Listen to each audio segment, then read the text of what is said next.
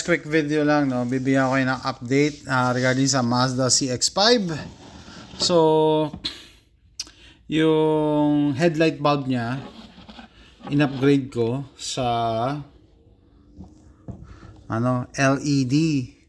Kasi medyo malabo yung headlight bulb niya. And then nung tinatry kong ibalik, I found out sira na pala yung connection niya, yung mounting nung bulb dito, no, sira. So problema talaga ako, sabi ko paano ko ikakabit. So nakapanghinayang naman itapon yung buong headlight unit. Ito kasi original na Mazda to, tapos wala naman siyang basag, no. Medyo malabo pero madali lang naman yung linisin. So ang naisip kong paraan, ito ang aking solusyon. Kita nyo, para siyang OEM. Nakahanap ako sa internet ng headlight cover. Ito tong rubber na to.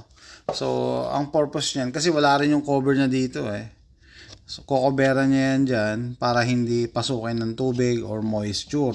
Tapos may buto siya sa gitna. So ang ginawa ko, ginamitan ko ng hair dryer para uminit, tapos lumambot, kumasya na yung bulb. So ganito ang itsura niyan.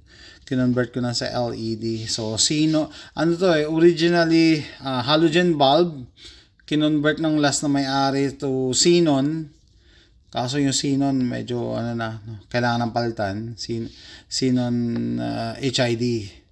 So nung papalitan ko na yung xenon, sabi ko okay, wala na palang kinakapitan. So ang ginagawa pala niya, naglagay lang ng 2 tornilyo. Sabi ko ay hindi pwede yan. Bakit? Kasi alanganin baka mamaya nasa biyahe ka tapos makalog, wala kang headlight at hindi mo yan mare-repair sa kalsada. So ganito naisip ko, no, sasalpak mo yan dyan. Ito mas malaki kasi dito Kita nyo nga, hapit na siya Kala nyo stuck hapit na hapit. Tapos nakadikit, nakasaksak na yung bulb. Ang disadvantage lang nito, hindi mo to kayang palitan nang nakakabit to sa kotse. Kaya sugat-sugat ako dahil masusugat ka, masikip, maliit yung space to work on.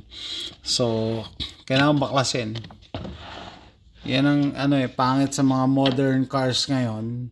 Pag babaklas ka ng headlight, kailangan baklasin mo pati bumper. Pati bumper. Maayos pa naman to wala pa siyang tama. So yun, pero mabilis lang pagtanggal ng yung side ng bumper niya. Mabilis lang din.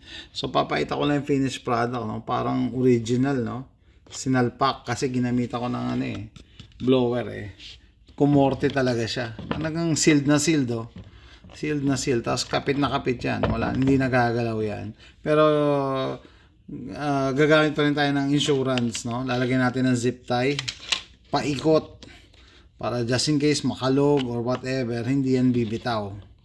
Iisip pa ako ng clip, paano makapag-design ng clip na or para hawakan dito, para lang just in case. Pero ito, kapit na yan So lang to, crowdsourcing din, yon, pagka yung headlight nyo ba nasira yung mounting area, paano nyo nire-repair? Kasi dito nakita ko yung mekaniko, they were lazy, nag-insert lang sila ng tornilyo, isa dito tsaka isa doon, opposite, tas lalagay nila yun hindi ko alam, may nabibili bang ganito yung mounting lang?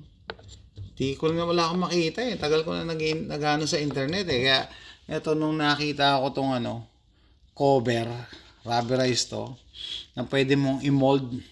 80mm ang ito ang diameter. Kailangan mo 95mm. Kaya nung iniinit ko to, binabatak ko. Sinabit ko pa sa sa basta ko ng sabitan, tapos naglagay ako ng weights dito sa ilalim, tapos iniinit ko para lang lumaki siya.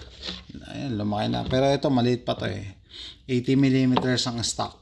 Tapos ang nagastos ko lang, pares na tong rubber cover, 80mm, $10 lang yan. Average, minsan $9 pa nga So compared sa bibili ako ng ng brand new na made in Japan na Mazda na headlight nako.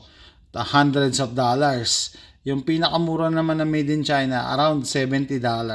Made in China. Pero, siyempre, mas matibay pa rin to. Kaya, sabi ko, i-repair ko na lang. So, comment down below, yung mga nagdi-DIY dyan, o mga mekaniko, anong ginagawa nyo pag nasira yung mounting area? Sira yung ganito. Hindi ko nga alam paano nila nasira. Siguro kakakalikot nila ng kakapalit nila ng bumbilya. No? Ito, naisip ko solusyon Tapos, imo-mold mo siya para talagang kapit na kapit. Yan hindi mo na matatanggal yan. Tapos, yun nga lang, pagka napundi yung bumbilya, kailangan mo ulit baklasin yung Kasi mahirap, masikip mo yung yung workspace mo para magawa mo to. Pero I'm very proud kasi kala mo original So, ayan guys, sinishare ko lang yung DIY ko na paraan para hindi ko itapon to at syempre makatipid tayo ng hundreds of dollars. Mahal din ng yung mga Japan na original. Naghahanap ako sa surplus sa sa mga scrapyard Bihira ang bihira ang ZX5 do sa scrapyard, wala daw sila kahit isa. Madali sana kung pupunta ako doon, kukuha ako. Kaso wala. Bihira sa scrapyard. So ayan guys, comment down below yung sa mga nagdi-DIY, mga mekaniko, anong ginagawa nyo pag nasira itong mounting area ng headlight bulb. Okay guys, see you next time.